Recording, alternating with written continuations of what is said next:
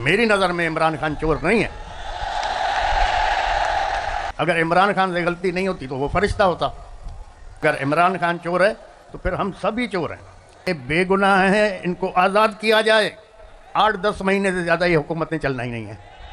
अब जो ये 2-2.5 करोड़ नौजवान नए वोट आए, वो एक सैलाब था ना। जब उस सैलाब को रोका गया उसके नतीजे में क्या हुआ? पाकिस्तान की 2.5-3 महीने पहले ही इलेक्शन का रिजल्ट बिक चुका था।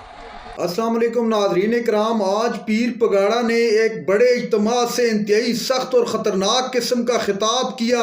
लाखों की तादाद में अवाम मौजूद थी और शहबाज शरीफ को खुला चैलेंज दे दिया और पाकिस्तान की अवाम को भी मुखातिब करके कहा कि एहतजाज आपका हक है।